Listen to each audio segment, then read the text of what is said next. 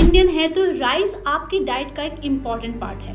इडली, डोसा, बिरयानी, पुलाव या फिर सिंपल दाल चावल, हमारे फूड मेन्यू में ये एक बहुत इम्पोर्टेंट पार्ट है, राइट? अगर मैं आपसे ये बोलूं कि जो हेल्दी राइस आप व्हीट छोड़कर खा रहे हैं उसमें व्हीट से 3 टाइम्स ज्यादा पेस्टिसाइड्स हैं, तो क्या आप विश्वास करेंगे? ये मैं नहीं कह रही हूँ, ये एक रिपोर्ट का डेटा है। और ऐसे कितने ही और लेयर्स हैं हमारे आसपास जो हमें दिखते नहीं हैं। लेकिन जो लोग रियल सीन या फिर स्कैम्स के बारे में जानना चाहते हैं वो रियलिटी चेक इंडिया को फॉलो करते हैं, क्योंकि आज ऐसे ही एक बहुत बड़े मिथ को मैं बस्ट करने वाली हूँ इस वीडियो में। तो ध्यान से सुनिए और एंड तक देखिए। हो सकता है कि इस वीडियो को देखने के बाद आप अपने राइस खाने के तरीके या फिर हैबिट्स को ही चेंज कर लें। आई वांटेड कि मॉडर्न जनरेशन में कंसंट्रेशन प्रॉब्लम्स इतनी क्यों इंक्रीज हो गई हैं?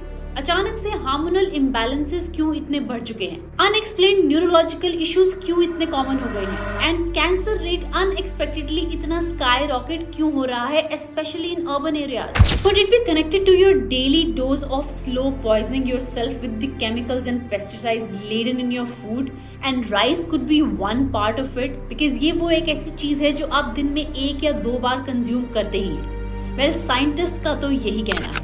कि ये सबसे बड़ी आयनी है, क्योंकि आजकल लोग व्हीट को अवॉइड कर रहे हैं, mainly because gluten free diet trends, wheat belly concerns, carb cutting for weight loss and digestive issues से बचने के लिए। लेकिन क्या कर रहे हैं? Well, they are choosing rice over wheat, brown rice, red rice, quinoa, सब तरह के ऑल्टरनेटिव्स जो कि हेल्थियर वर्जन्स है। Let's do a reality check and now listen to this very carefully.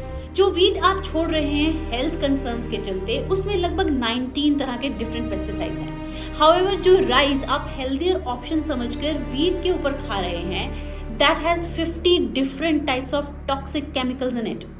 That's almost 3 times more poison in your rice. मतलब आप frying pan से निकलकर सीधा फायर में कूद रहे हैं। अब क्वेश्चन ये है कि ऐसा हो क्यों रहा है? वेल, इसके लिए एक्चुअली में राइस की फार्मिंग टेक्निक को ही आप एक तरह से इसका रीजन मान सकते हैं। कि राइस को पानी में उगाया जाता है इन दी वाटर लॉक्ड फील्ड्स, और ये वीड्स के लिए तो एक पैराडाइज है। ज्यादा वीड्स मतलब कि ज्यादा हर्बिसाइड्स की requirement in the crop, and उसके ऊपर से राइस का cycle of growing is more than the wheat. And if you compare that to wheat, वो ड्राई फील्ड्स में ग्रो किया जाता है और इसकी ग्रोइंग साइकिल भी शॉर्टर है as compared to the rice. Dry fields means aerobic soil, जिसका मतलब ये है कि केमिकल ब्रेकडाउन काफी जल्दी हो जाता है वहाँ। दैट्स व्हाई वीड्स को कंट्रोल करने वाले ये हर्बिसाइड्स राइस की क्रॉप में 30 to 60 डेज कंपैरेटिवली ज्यादा रहते हैं वीट से, क्योंकि वहाँ पर ड्राई होने की वजह से ये हर्बिसाइड्स ब्रेक डाउन हो जाते हैं। डज दैट मीन कि राइस की कल्टीवेशन फंडामेंटली ही केमिकल्स पर ज्यादा डिपेंडेंट है? वेल, इसके लिए हम इसका कंपैरिजन यूरोप के स्टैंडर्ड से कर सकते हैं, जहां फ्रांस और इटली में राइस की कल्टीवेशन के लिए सिर्फ 15 हर्बिसाइड्स ही परमिटेड हैं। बट ईयू की 2008 की मॉनिटरिंग प्रोग्राम में ये भी डिस्कवर हुआ था कि 14% राइस के सैंपल्स में इंसेक्टिसाइड्स डिटेक्ट हुए, और वहां पर भी व्हीट के सैंपल्स में ये रेजिड्यूज काफी नेग्लिजिबल थे। लेकिन फिर भी अगर देखा जाए तो कल्टीवेशन के लिए वहां पर सिर्फ 15 हर्बिसाइड्स ही परमिटेड है, लेकिन हमारे कंट्री में लगभग 50 हर्बिसाइड्स के आसपास इसमें पाए जाते हैं।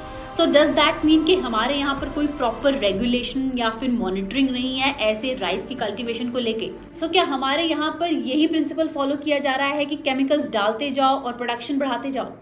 यू नो दैट कर्नाटका की एक study, the most developed state, right? 48% samples में dangerous compound of pesticides and herbicides पाए गए, और 8% सैंपल्स में तो ये लिमिट्स परमिटेड लेवल से भी एक्सीड कर रहे थे। It's a whole list of poisonous chemicals that nobody is talking about, which has been discovered.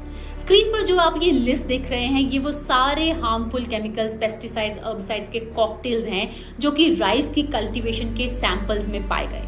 And the complete list is of total 50 different pesticides, जहाँ की वीट में सिर्फ ग्लाइसोफेट और 18 अदर कंपाउंड्स पाए गए। That means total 19 pesticides. The math is really simple here. Rice is approximately 2.6 times more toxic than wheat.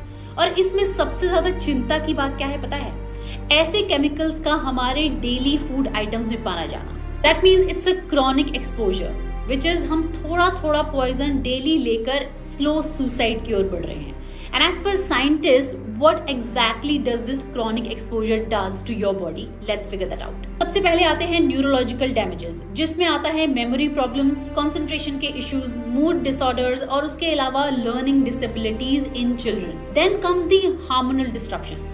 All those issues जो आपको thyroid की प्रॉब्लम देते हैं, रिप्रोडक्टिव इश्यूज होते हैं, ग्रोथ में डिसऑर्डर्स होते हैं, and early puberty in kids which is the biggest concern right now. और इसके कुछ लॉन्ग टर्म कॉन्सिक्वेंसेस भी हैं which includes the risk of cancer, liver damage and kidney problems. और इसके अलावा इम्यूनिटी सिस्टम भी काफी हद तक ये स्लो एक्सपोजर कॉम्प्रोमाइज कर देता है. चाइना में भी एक इंटरेस्टिंग स्टडी हुई राइस सैंपल्स को लेकर. वहां पर 0.7% सैंपल्स में ट्राइजोफॉस पाया गया और 0.51 सैंपल्स में आइसोकार्बोफॉस पाया गया. लेकिन हमारे यहाँ पर सिचुएशन थोड़ी ज्यादा वर्स्ट है. एक ऐसे ही सैंपल डिटेक्शन में क्विनालफॉस 0.81 ppm पाया गया राइस के सैंपल्स में, जिसकी लीगल लिमिट सिर्फ 0.01 ppm है. That's 81 times more than the safety limits. ये नंबर ओवरऑल परसेंटेजेस में अगर आप देखेंगे तो आपको काफी कम लग रहे होंगे. लेकिन जब आप राइस को डेली कंज्यूम करते हैं, then these compounds bioaccumulate. अगर इतना ही बड़ा ये कंसर्न है तो इसके बारे में कहीं भी कोई बात क्यों नहीं हो रही है? इसका रीजन एक ये भी हो सकता है कि राइस ग्लोबली 18 to 25% पेस्टिसाइड्स को कंज्यूम करता है सीरियल प्रोडक्शन की कैटेगरी में.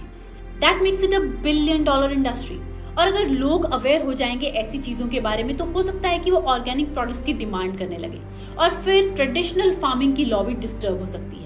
And that is the reason why mainstream media में ऐसे टॉपिक्स पर बात करना अवॉइड किया जाता है. तो अब आप इसमें क्या कर सकते हैं? राइस को गिव अप करने की सोच रहे हैं? No, you can't do that and you don't have to do that either. इसके भी कुछ स्मार्ट सॉल्यूशंस हैं जो कि आप फॉर राइट नाउ फॉलो कर सकते हो. सबसे बेस्ट ऑप्शन तो इसमें यही बनती है कि you switch to organic rice which is USDA certified, या फिर जो EU के स्टैंडर्ड्स को फॉलो करते हैं, या फिर simply look for pesticide free rice के options in the market. Option number 2 is DIY, मतलब कि आपके होम डिटॉक्स के मेथड्स. अगर किसी कारण से आप ऑर्गेनिक राइस को नहीं ले सकते हैं तो आप ये कुछ सिंपल ट्रिक्स को फॉलो कर सकते हैं अपनी एग्जिस्टिंग राइस को बेटर बनाने के लिए. राइस को बनाने से पहले उसे प्रॉपर्ली भिगो कर रखते हैं 30 मिनट्स तक और उसके बाद उसको प्रॉपर्ली वॉश करते हैं 2 से 3 टाइम्स तक. वहां पर लगभग 28 से 30% तक पेस्टिसाइड्स उसमें से निकल जाते हैं. And when you boil the rice, try the method of power boiling, जहां पर आप पहले पानी को डिस्कार्ड कर दे, जहां से काफी तरह के रेजिड्यूज निकल जाएंगे. It is time to wake up. Do you know that EU में ट्राइसिकैल्सोल बैन है ड्यू टू टॉक्सिसिटी, बट हमारी कंट्री में ये ओपनली यूज हो रहा है. डू यू नो दैट हमारे यहाँ के फूड सेफ्टी के स्टैंडर्ड्स डेवलप्ड कंट्रीज से लगभग 10 साल पीछे हैं. And that is the very reason के एक्सपोर्ट क्वालिटी के राइस टोटली डिफरेंट होते हैं और जो लोकली हम यहाँ पर कंज्यूम करते हैं वो वैरायटी कंप्लीटली डिफरेंट होती है. मैं ये सब कुछ सेंसेशनलाइज करने के लिए बिल्कुल नहीं बोल रही हूँ, ये एक्चुअल में फैक्ट्स हैं. Share this video with your family and friends in the WhatsApp groups and also do tell me in the comments कि क्या आपकी राय है इस पेस्टिसाइड्स के इशू के बारे में. एंड आपकी फैमिली की मंथली राइस की कंजम्पशन कितनी है? क्या आप अपनी राइस कंजम्पशन का पैटर्न चेंज करने के बारे में सोचोगे? Do tell me in the comments. Until then, eat smart, eat safe and stay healthy.